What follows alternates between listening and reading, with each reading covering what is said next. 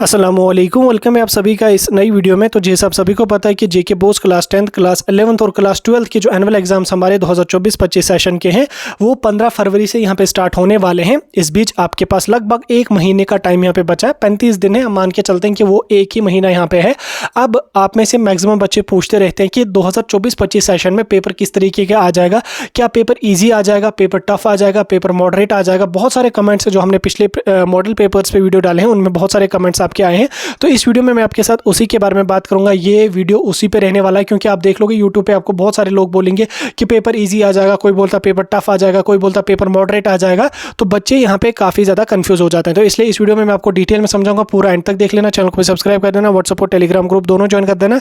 दोनों की लिंक आपको डिस्क्रिप्शन में मिल जाएगी। तो चलिए वीडियो को शुरू कर ले, तो देख लेते हैं यहाँ पे पेपर के बारे में। तो देखिए, अगर मैं बात करूँ आपके पेपर की, चाहे हमारा 10th हो, चाहे हमारा 12th हो, चाहे हमारा 11th हो, अभी पेपर्स में आपके लगभग एक महीने का टाइम है। तो एक महीने पहले कोई ये प्रेडिक्ट नहीं कर सकता है कि पेपर किस तरीके का आ जाएगा। क्या पेपर इजी आ जाएगा, क्या पेपर मॉडरेट आ जाएगा, क्या पेपर टफ आ जाएगा। ये प्रेडिक्ट करना बिल्कुल पॉसिबल नहीं है।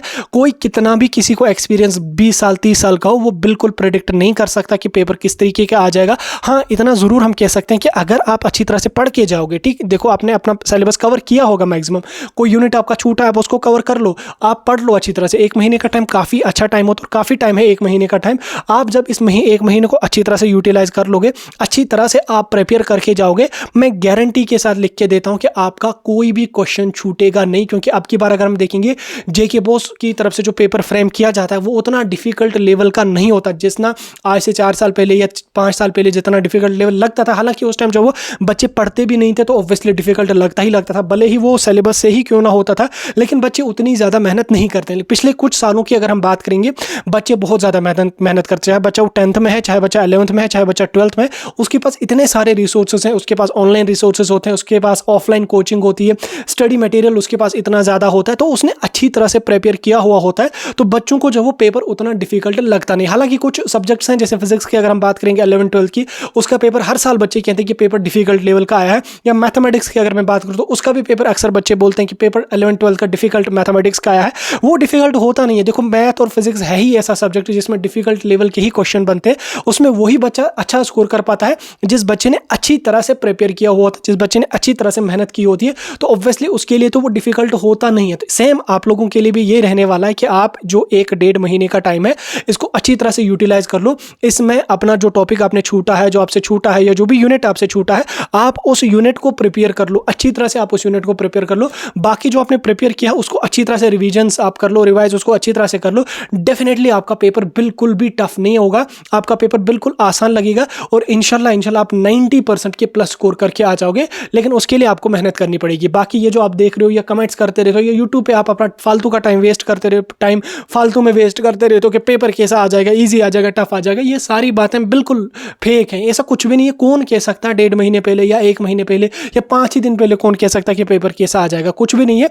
आप अपना जो पढ़ाई है उस पर ध्यान दो, टाइम वेस्ट मत कर लो इन चीज़ों में। पेपर जैसा होगा, जो भी होगा, वो किसी के बोलने से चेंज नहीं होगा। या कोई बोलेगा पेपर ईजी आ जाएगा तो ईजी आ जाएगा, कोई बोलेगा पेपर टफ आ जाएगा तो टफ आ जाएगा। तो इसलिए आपने इन सभी चीज़ों को जो है या इन सभी बातों को अपने दिमाग से निकालना है और अपने टाइम को सही जगह यूटिलाइज करके चलना है। सही जगह जब आप यूटिलाइज करके चलोगे तो आप अच्छा खासा स्कोर भी करके आ जाओगे। साथ में अगर आपको पेपर के बारे में और थोड़ा जानना है तो आप जेके बोस के जो ऑफिशियल मॉडल पेपर्स हैं, आप उन मॉडल पेपर्स को कंसिडर कर सकते हो। उन मॉडल पेपर से आपको यह पता चलेगा कि जेके बोस में किस टाइप के क्वेश्चंस आपके पूछे जाते हैं।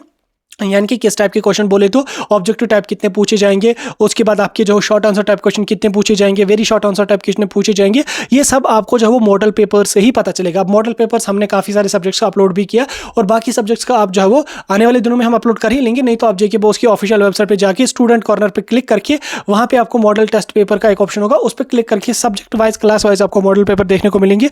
आप उन मॉडल पेपर्स में पेपर के बारे में और थोड़ी जानकारी ले लो। बाकी पेपर कैसा आ जाएगा, क्या आ जाएगा, इन सभी बातों में बिल्कुल भी मत पढ़ लो या गैस पेपर या ऐसा पेपर या वैसा पेपर। अपना टाइम सही जगह यूटिलाइज कर लो, अपना 1 महीना अच्छी तरह से प्रिपरेशन में यूटिलाइज कर लो, आप अच्छा खासा स्कोर करके आ जाओगे। पेपर जेके बोस उतना हाई लेवल का अब पूछता नहीं है, बच्चे भी अच्छी खासी मेहनत करके जाते हैं, ऐसी इसमें कोई शक नहीं है, लेकिन उतनी हाई लेवल के क्वेश्चंस भी नहीं पूछे जाते क्योंकि इसमें मैक्सिमम शॉर्ट आंसर टाइप होते हैं, ऑब्जेक्टिव टाइप क्वेश्चन होते हैं, कुछ ही आपके लॉन्ग आंसर टाइप क्वेश्चन यहाँ पे बचते हैं। बाकी टेंशन लेने की कोई जरूरत नहीं है। मेहनत कर लो, अच्छी तरह से मेहनत कर लो, सही सही जगह टाइम को यूटिलाइज कर लोगे तो अच्छा फल आपको आगे चल के मिलेगा। गलत कामों में इन्वॉल्व हो जाओगे, टाइम अपना वेस्ट कर लोगे, 1 मिनट, आधा घंटा, 2 घंटा वेस्ट कर लोगे फालतू चीज़ों में, फिर चाहे वो आपका 1 ही सेकंड क्यों ना हो, उससे आपको काफ़ी नुकसान होगा। और ये टाइम आपके लिए काफ़ी ज़्यादा क्रूशियल है, इसको बिल्कुल भी वेस्ट मत कर लो। आने वाली वीडियो में मैं आपको जो वो मॉडल पेपर सभी सब्जेक्ट्स के प्रोवाइड कर लूँगा, टेंशन लेने की कोई ज़रूरत नहीं। वीडियो को अपने दोस्तों के साथ भी शेयर कर लेना और हमारी चैनल को सब्सक्राइब करके रख लेना।